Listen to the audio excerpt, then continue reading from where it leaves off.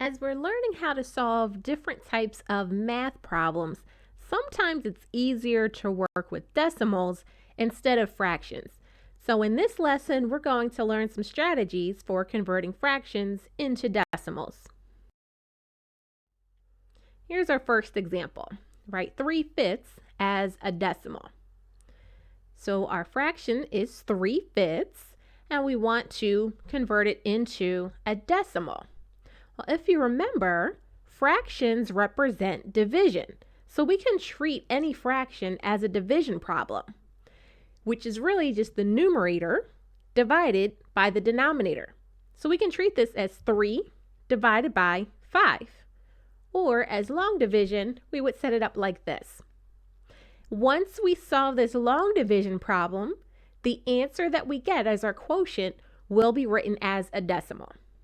So let's go ahead and solve this long division problem.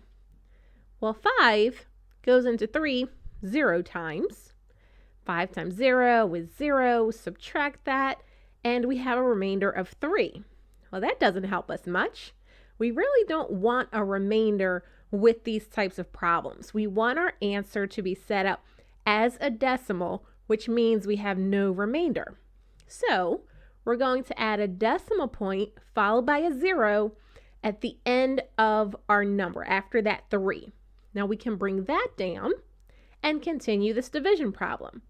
So 5 goes into 3.0, or if it's more helpful, you can think of it as 30. 5 goes into 30 6 times, but we'll just place a decimal point before it there to make sure that we have our decimal point lined up in our answer. And then 5 times 0.6 gives us 3.0, or if you think of it as 5 times 6 gives you 30. Just put that decimal point in between. We subtract, and we have no remainder. So we know that we're done. And our decimal is 0.6. For this example, we'll write 4.5 as a decimal. So this time we have a mixed fraction that has the whole number part, the 4, and the fraction part, the 1/2. When we're converting mixed fractions to decimals, there's different strategies that we can use. I'm going to show you 2 different ways. The first method involves converting the mixed fraction to an improper fraction first. So 4 1/2 as an improper fraction becomes 9/2, 9/2. And if you need a refresher on how to convert to improper fractions, you can go back and review that lesson. And now we can use long division to convert 9/2 to a decimal. So it'll become 9 divided by 2, and we'll set it up as long division. 2 goes into 9 4 times. Multiply those, we get 8 with a remainder of 1, and we don't want a remainder, so we have to keep going. We'll add 0.0 after the 9, bring it down. 2 goes into 1.0 0.5 times, or you can think of it as 2 goes into 10 5 times. Just place the decimal point, multiply the 2 times the 0.5, get 1.0, subtract, and now we have no remainder. And that's what we want, to have 0 as our remainder, and we know that we're done at that point. So our solution is 4.5. Now we'll look at the same mixed fraction, but using a second strategy.